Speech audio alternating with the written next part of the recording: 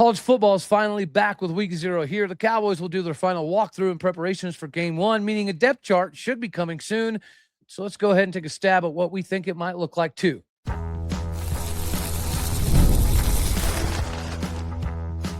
You are Locked On Oklahoma State, your daily podcast on the Oklahoma State Cowboys, part of the Locked On Podcast Network, your team every day. Welcome back to Locked On Oklahoma State, your top stop for all things Cowboy and Cowgirl related. My name is Cody Stovall. I want to thank you kindly for swinging on through to make this your first listen. Today, we get to jump right in this depth chart conversation. I do think that there will be some surprises in the depth chart throughout the course of the season, but maybe not a whole lot of them coming into this Tulsa ballgame. Of course, I think part of that could be wanting to show a very basic package offensively and defensively against Tulsa if we can get away with it. Nonetheless, we'll start off with quarterback. Very easy. It's going to be Drew Mestemaker, probably going to be the veteran leadership of Grant Jordan, at least to begin the season. I wouldn't be entirely surprised if Brody Veers eventually catches Grant Jordan, but to kick it off, give me Mestemaker, Jordan, and Brody Veers. Running back, another one, Caleb Hawkins, super easy, is RB1. Behind him, there's a lot of competition, and I think this competition is not going to stop until maybe halfway even through the season. But to kick off this thing against Tulsa, I think you go again with the veteran leadership and the understanding of the offense schematically of Iowa Day being the RB2. RB3 probably could be Trey Page to kick off the season, but I do think that Katie Batman Jones is a name that will matriculate his way up the depth chart throughout the course of the year. So perhaps to kick it off, we'll have Trey Page at that RB3 spot, but I think we'll see a decent amount of Katie Batman Jones one way or another. Go to the wide receiver. Of course, X is going to be Justin Bowick. He's supposed to be that Des Bryant, Justin Blackman, Tay Martin kind of go up and get it guy. And I think even some of those individuals that we just discussed were not as fast as Justin Bowick. So if he can turn that 6'4", 6'5", 220-pound frame into the weapon that those guys were, then Oklahoma State could be in a place to have a Blitnikoff conversation aside from somebody like a Wyatt Young. Now, of course, Wyatt Young is going to start on the opposite side of the field. This is a guy that should be in Blitnikoff consideration, at least as we coming into this upcoming season. Behind Wyatt Young, I do expect to see Terrence Lewis, right? That's a name that continuously is getting talked about the more and more throughout fall camp. He showed flashes at North Texas. The consistency seems to be coming more into play here in Stillwater, America, especially the last couple weeks. So I do expect to see a decent chunk of Terrence Lewis. I think Israel Polk. Israel Polk is a guy that did play a lot of Z at Akron, so I think it does make sense. He's a guy that can go in motion. He's a guy that can be pretty good target in the red zone, so I feel pretty confident about where we're sitting there from the wide receiver spot. And then I think Motrell Lopez, there has to be something to be said about him having some of the best hands on the team this previous season and him having opportunities to get some starter minutes until he broke that bone in his hand. If he's healing properly, I don't see how Motrell Lopez doesn't factor into this wide receiver core at some point in time. Going back to Justin Bowick, that X spot, I think you have to absolutely look at Rodney Harris II as the backup to Justin Bowick because he did the same thing, played the X receiver at Ohio, was very productive, had a lot of capabilities, and I would also make the argument that he didn't necessarily have a quarterback at all times that could get him the ball reliably. This is another individual that is going to stack the depth chart for Oklahoma State at a wide receiver position. You can't dismiss Davion Standard, right? He is young, but he's another one of these guys that come with that 6'4" type of body. If you can put on 10, 15 pounds, he could be a valuable asset for Oklahoma State, especially moving forward. And then you can't forget about Cam Powell. I think Cam Powell is going to be a factor to some capacity in this wide receiver room this year. The Y spot, slot spot, of course, I think it's going to be Chris Barnes. Behind him, it should be Miles Coleman. And then, a fun name to kind of pay attention to should be Johnny Ware. Hopefully we have some blowout instances where he can get some playing time because he does seem to be a guy that the locker room absolutely loves and would like to see him get opportunities. Tight end, a late riser, again, Carson Kolb. Behind him should be Oscar Hammond. Behind him should be Donovan Green. And I think that fourth slot will go to somebody like a Bodie Boydston. Even though he might be more utilized in the run game than the passing game, I do think that that's kind of how the tight end position is going to shake out. Offensive tackle to kick off, it's going to be Jacob Sexton, right? Which is kind of amazing because there was a lot of conversations about him potentially having some guard and tackle roles at Oklahoma State. But, with Braden Nelson not quite being 100% ready, him fulfilling that tackle role does make a ton of sense. So give me Jacob Sexton with his almost 1,000 snaps from 71 miles south. Behind him, you got to hope that Braden Nelson does have the capability to get healthy throughout the course of the season. Another couple of interesting names to pay attention to, I think, will be both Jamison Major coming over from Broken Arrow. I know I may have said that last name wrong. And then Caleb Hackelman. Caleb Hackelman is a dude with 6'6", over 300 pounds. He's been in the system for a little bit. He has a good understanding of what he's supposed to do from a physical perspective. So I think both of those are individuals that we need to pay attention to. Guard spot should be Johnny Dixon III. But remember, Louis Canepa was supposed to be a bad mamma jamma this previous season before his injury caused him to lose the season. So the fact that you could potentially have Johnny Dixon starting with somebody that is starter quality right behind him and Louis Canepa should be huge for Oklahoma State. He had tons and tons of stats at New Mexico State. He was one of the top products in the portal, and Oklahoma State was able to grab the services of him. Center spot, of course, it's going to be Tyler Mercer, right? He's the captain of the ship. He's the candidate that's going to help Drew Mestemaker the most on the football field, especially from the cerebral side of the game, which Drew Mestemaker doesn't need a lot of help with. But when him and his center are tied in, that's a pretty special thing to watch. Behind him, it's got to be Jacoby Sanders. Of course, this is a guy that's played center most of his life until this previous season. He got a handful of starts at guard, looked pretty daggone good. We already know from a lifting component, he was the guy in the locker room that could lift with Justin Kirkland and Armstrong Nodum. So that should be visible on the football field this upcoming season. On the other side, it should be Joseph Hansen. This is another guy that has the capability to play offensive tackle, has a significant number of snaps at Coastal Carolina, having some versatility. That capability and size in and of itself should provide him the opportunity to be a starting guard. How about Desmond Magia coming over from North Texas? This is a guy that probably was going to be, vying for some starting minutes, but to have him as a reliable veteran backup would be huge for Oklahoma State. I think if this was a perfect world, Ashton Lepo would be the other tackle, but he was not healthy enough to participate in spring. And there has been conversations about him being, a little winded in fall camp. So perhaps getting him in shape for game one is still a little bit of a work in progress. So I think Sean Torgerson will be a starting tackle. Even if Sean Torgerson maintains that role, again, the fact that we have guys like Louis Canepa and Ashton Lepo that could potentially end up being backups is pretty impressive for this offensive line group. Switching over to the defensive side of the ball, defensive end. One side, I think you're going to have DeLille Johnson. And then behind him, I think you'll have Malik Charles. You have Billy Walton. You have Landon Dean. On the other defensive end spot, I think you will see James Williams from Florida State, followed by Deshaun Brown, Kevion Huddleston. And, of course, Carl-Vion Young has been kind of put into that flex defensive end, outside linebacker, kind of Colin Oliver role. So I think you could potentially throw him into the mix as well. Defensive tackle, you got a big body beast up front in Jerry Lawson.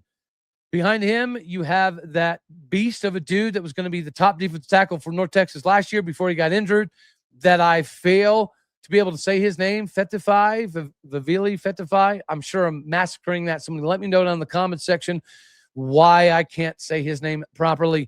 And then I think you do have to look at Savion Bartholomew as a reliable candidate here as well.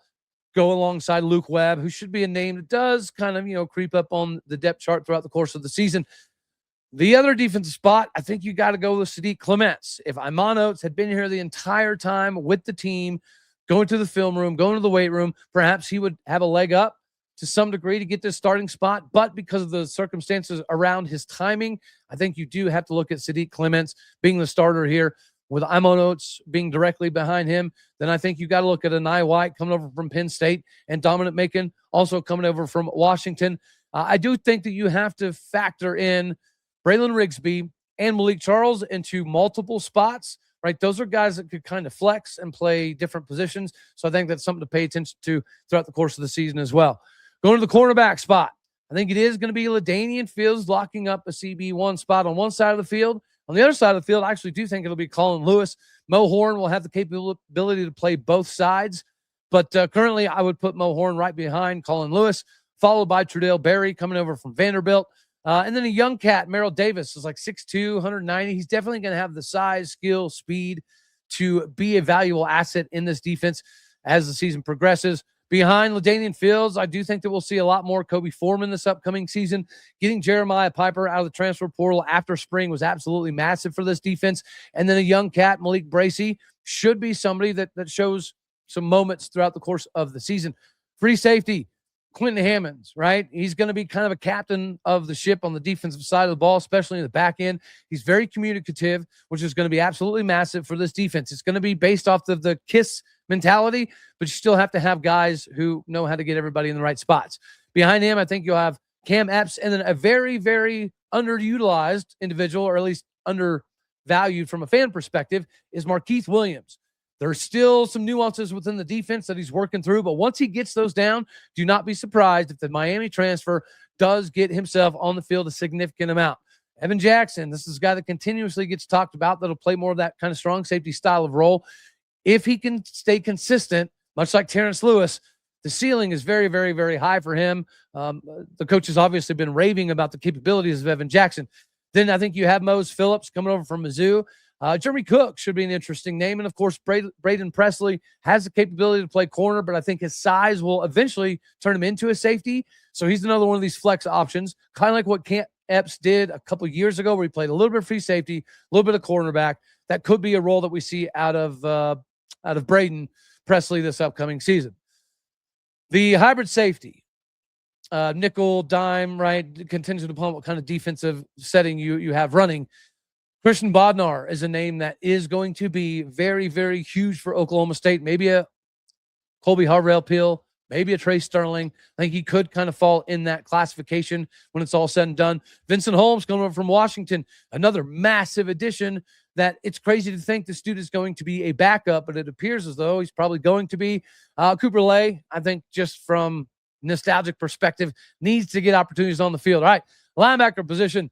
Ethan Wislowski, yeah, he's a dude. Behind him, I think there's going to be a very, very big battle between people like Trip White and Gunnar Wilson. I think coming into the Tulsa game, you have to go with the seniority of Trip White. But again, kind of like Katie Batman Jones, I wouldn't be surprised if Gunnar Wilson finds his way on the field more and more and more and more as the season progresses. The other linebacker spot, Tate Romney. Very big surprise that he was able to outdo somebody like an Isaiah Chisholm. But Isaiah Chisholm, again, being a crazy, crazy, ridiculous good backup, should benefit Oklahoma State in massive ways this season. Torian Davis, right, coming over from Mississippi Gulf Community College, 6'2", 200 some odd pounds. He's got the top size, he's got the frame, he's got the skill. It'll be interesting to see what his progression looks like throughout the course of the season. And of course, Jack Puckett is a reliable guy that I think could play both linebacker spots. So keep an eye on him throughout the course of the season. Kicker, Sam Keltner, I'm not going to sit here and pretend I know a bunch about him, but he does seem to be pretty reliable, which has everybody fairly excited about the prospects of him in the kicking game. I don't know a lot about the transfer other kicker transfer we were able to bring in. I think he did have some power forward time previously, but his name was Joe Kim. And then the punter, Laki Pazaban, followed by Nate Ost, the holder, Nate Ost, kick returner, Chris Barnes, Miles Coleman. I think both of those guys are extremely interchangeable within those roles. So I wouldn't be surprised to see both of them do a decent number of both of those spots. Anywho, that is my depth chart prediction breakdown. And it's always fun to take a peek back a little bit later and see what we got right, what we got wrong. Some of this is an absolute crapshoot, shot in the dark on my end. But at the end of the day, it's exciting to do this and have some fun with it. So let me know down in the comment section, what are your thoughts on the depth chart that we just kind of put together? Where am I wrong? Where am I right? Am I slightly crazy in certain spots? Let me know down in the comment section. Speaking of craziness, you're crazy if you're not already rocking with FanDuel today, the bee's knees for all of your betting needs, especially if you're a baseball fan, because right now you can be hitting a home run by picking a daily dinger. FanDuel is giving you a free chance to call your shot with a daily dinger bomb being dropped in a major league game. It's super easy to play. Just make your free pick for who you think is going to hit a home run in their ball game. If you're right, you'll receive a profit boost to use your next bet for a chance at extra winnings. The best case scenario for all of us is you can make the free pick every single day throughout the Major League Baseball season. Daily Dingers is another fun way to stay engaged with everyday games, whether you're following your favorite team or keeping an eye on a particular matchup. This is a big opportunity for all of us. Every game has someone capable of leaving the yard. Now you get the chance to make your prediction before the first pitch. I have been riding the Carson Benj, Kristen Encarnacion, Donnie Webb kind of train, but I think I'm going to switch it up a little bit today. My daily dinger candidate for today is going to be Jackson Holiday, primarily because we like the nostalgic factor. He's playing the St. Louis Cardinals in Cardinal Stadium, which, of course, where his dad was absolutely legendary, Matt Holliday, in Cardinal Stadium. To see another Holliday hit a dinger in the stadium where Matt Holliday made it a daily occurrence, darn near, would be absolutely amazing, especially given the fact that the Orioles do rock the orange and black. So since we missed him as a Cowboy, we get to experience him wearing the right colors in Major League Baseball. So if you're ready to play your game today, join me with the Jackson Holiday pick at FanDuel.com. Go to FanDuel.com to play daily dingers and make your free pick on who's going to be launching a bomb out of the stadium today. Play ball and swing for the fences with FanDuel, the official sports betting partner of Major League Baseball. All right, now we get back to the conversation that I think is fairly important because Eric Morris has mentioned it at least a couple different times now, right? To kick off fall camp, he talked about how the physicality was just not there and we needed a, uptick in that department. And then I believe he's also mentioned it in passing to some degree in another little press conference, but he had a post-practice press conference yesterday or maybe it was this morning or something to that effect. And I caught a little bit of it.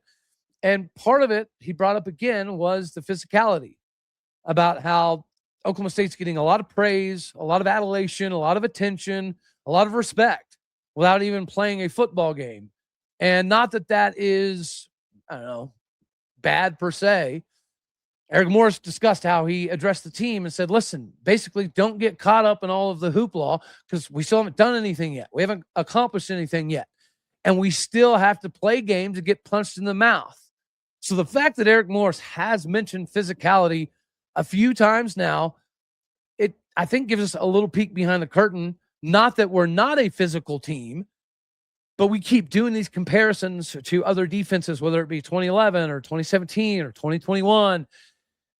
And if you go back and look at 2021, one of the reasons I'm excited about this defensive line, other than the crazy rotational component, is, I don't know, just the size factor, right? We are bigger than 2021 and we are deeper than 2021. Not necessarily saying we're better, but one thing that made that 2021 defense so amazing was the physicality. Like guys like Brendan Evers and Brock Martin, maybe they weren't never going to be professional level, but they made up for it with tenacity, with heart, with violence of action. Like they were dudes that were going to try to prove a point. Every time they got their hands on you, they were trying to make you feel it. They were trying to make you feel the pain to not want to do that again. If you were a running back and you tried to cut out to the C gap, and you got absolutely lit up, that's a message from that 2021 defense. Tyler Lacey, we just had a bunch of dudes that would absolutely destroy you. Malcolm Rodriguez, Colby Harvell-Peel, Christian Holmes. Like we had dudes that came to bring the pain every single game. And with the amount of times this has kind of been brought up, I'm wondering if he's not slightly concerned that Tulsa is going to know that they're a little bit outgunned, but they're going to be crazy hyped up. They know their coach has already kind of put his foot in his mouth to some degree and said that they're going to kick our ass again. So maybe they can't beat us from, an athletic standpoint. Like if you lined up the top 10 fastest players at Oklahoma State and the top 10 fastest players at Tulsa, they probably would be in a little bit of a precarious position. But with their coach saying verbatim, we're going to kick their ass again. And there's been a little bit of a conversation in regards to physicality as it pertains to Oklahoma State. That has to be the number one message in that Tulsa locker room. Like we know we can potentially possibly beat them because we just did it. Is it going to take a monumental effort? Absolutely. But one thing that we can control is our effort and our physicality and our willingness to get dirty and nasty. That's what you want out of your O-lineman and your D-lineman to some degree. You want those dudes to be ready to go to work and go to war down low. And we have tons of athleticism. We have tons of ability. But I'm wondering if maybe the toughness, the aggressiveness, the tenacity, the physicality, and the violence is not quite up to the standard that we need it to be to have a monumental season. So I appreciate that Eric Morris has kind of brought this into the conversation a couple different times. I think you could almost view it to some degree as a challenge. And a lot of the indications were the last time he challenged his team and said, hey, we weren't physical enough. The next few days, at least, were fairly dramatically different. The physicality did creep back up. But again, we're going into week 0, a final walkthrough and game prep, and he's once again mentioning the toughness, physicality kind of conversation. And it just makes you wonder, out of all the excitement around Oklahoma State, is Tulsa going to be able to come in game 1 and punch us in the mouth repeatedly enough to at least make this thing interesting? Because that seems to be their objective, and it seems to be one of the only concerns we have for Oklahoma State coming in to this ball game. You don't need to have concerns when it comes to getting tickets, which we all know is typically the most difficult part of getting to an event, right? Is just going through the madness of obtaining the right tickets in the right places and knowing that it's going to be done the right way. Game Time is here for you. There are more live events than ever worth seeing right now, whether it be football games, concerts, comedy shows, theater events, festivals, whatever. The hardest part is getting the right tickets. When you know you want to get somewhere and go somewhere, make sure you get with Game Time tickets today. Between the long wait times, the confusion at checkout, surprise fees, buying tickets can sometimes feel like an absolute horrendous crapshoot. This is why so many fans are turning to Game Time. The app is built to make buying tickets simplistic with upfront pricing, seat views before you buy, and exclusive saving opportunities that help you get to the events that you want without the hassle. Take the guesswork out of buying tickets. Download the Game Time app, create an account, and use the code LOCKEDON for $20 off your first purchase. Terms apply. But again, create that account, redeem that code LOCKEDON for $20 off. Download the Game Time app today to get the best in the ticketing industry.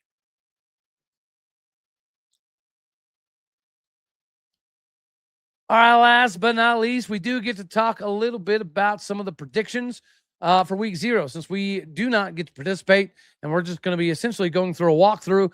I did want to, go over some of the games because we do have Big 12 game and we've got to get the best that we can out of TCU, right? There needs to be a big game here built in for TCU, because if we don't get it out of TCU, there's going to be a lot of conversations about how there's just not enough for Oklahoma State to get the job done. So I definitely want to talk a little bit about TCU. I do think that they will get the W.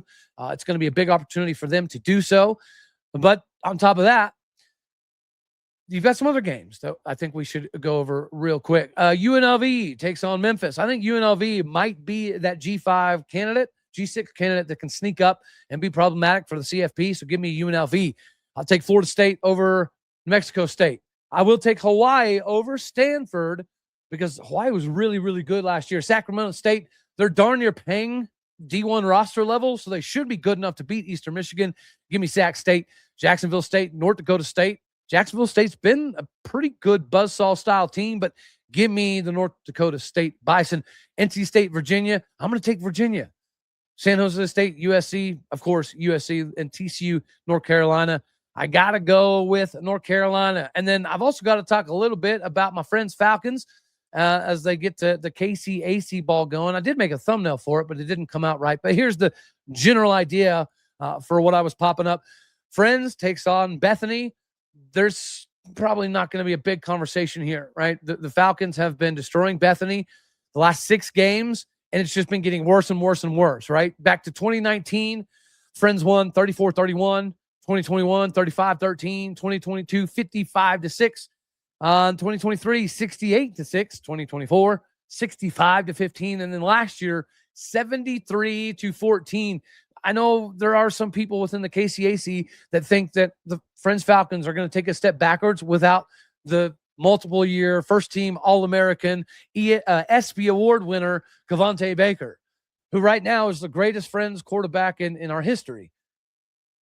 But this dude named Walker Overman that is about to take over can do almost everything that Cavante Baker could do. He might even be a little bit faster. He might even have a little bit bigger of an arm. So while Cavante Baker was the kiss of death for everybody in the KCAC, and they couldn't wait to see him leave because now it finally opens the door for somebody else to have a chance at winning this conference, not so fast, my friends, as Lee Corso would say.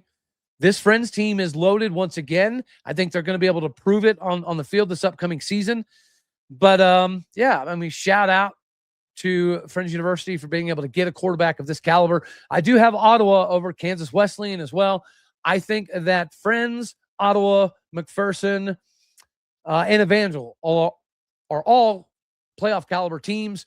In the NAIA, we do have a couple big-time matchups. Number 11 ranked Dort takes on number 7 ranked Indian Wesleyan.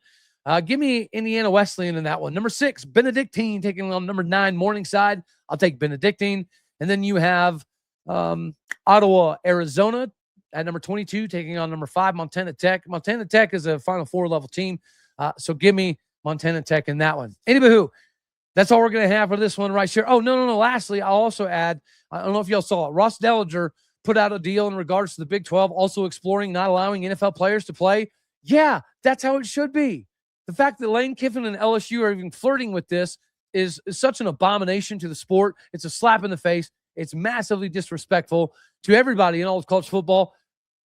Apparently, Texas Tech was considering doing something comparable. So hopefully the Big 12 does, in fact, say, no, we're okay with the 5 for 5. We're okay with NIL, portal era, all this fun stuff. We're okay with giving that 2022 extra year to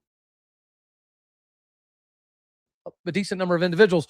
But once you go pro and you're playing on TV in NFL preseason games, it's done. You're done. Go get a job. So hopefully the Big 12 does, in fact, do this. All righty, y'all. So we're going to have this one.